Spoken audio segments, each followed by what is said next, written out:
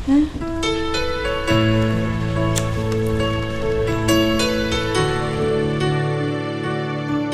ီနေ့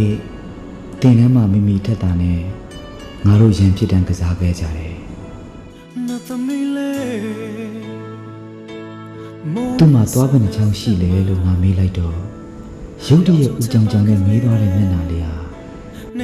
ငါရင်ဘက်ကိုထပ်ပြီးထိပြန်ပြီမိမိထက်တာရဲ့တကယ်လို့မင်းကကလေးလေးပါကိုဟာတဲ့ချင်းလေးများနဲ့ချောတဲ့မှာယုံကြည်စိတ်ချမေးစပေါ်ချင်အနည်းဆုံးလူပါမင်းတော်တော်ဆိုးတာပဲမိမိထက်တာယောက်ျားလေးတွေနဲ့အပြင်ကစားခြင်းနဲ့မင်းရဲ့ထုံးစံတွေကိုမင်းရက်တန်းလိုက်ပါတော့လားကွာ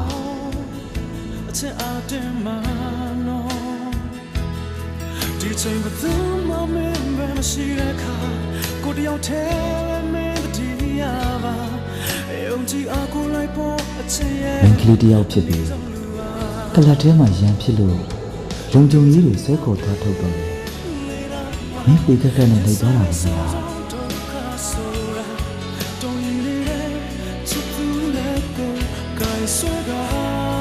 အဲ့ဒီမျိုးကိုမမြင်ချင်မင်းကိုဘယ်လိုတားဆီးရမလဲမင်းထက်တာမင်းအတွက်ကိုရင်နှံလိုက်တာပါ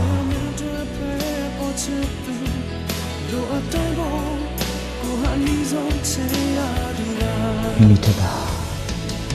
မင်းရဲ့ထုံးစံရာမင်းရဲ့အသက်အန္တရာယ်ကိုချင်းချုပ်လာတဲ့အထိဖြစ်လာပြီနော်မင်းဘာမှမဖြစ်ဘူးဆိုပေမဲ့မင်းတခုခုဖြစ်သွားမှာကိုငါစိတ်ပူတယ်မင်းရဲ့ကိုစိုးရင်သိပြီလို့ငါထင်တယ်ကွာ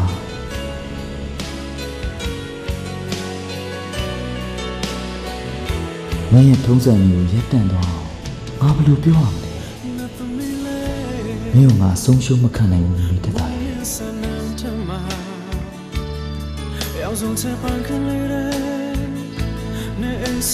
အော်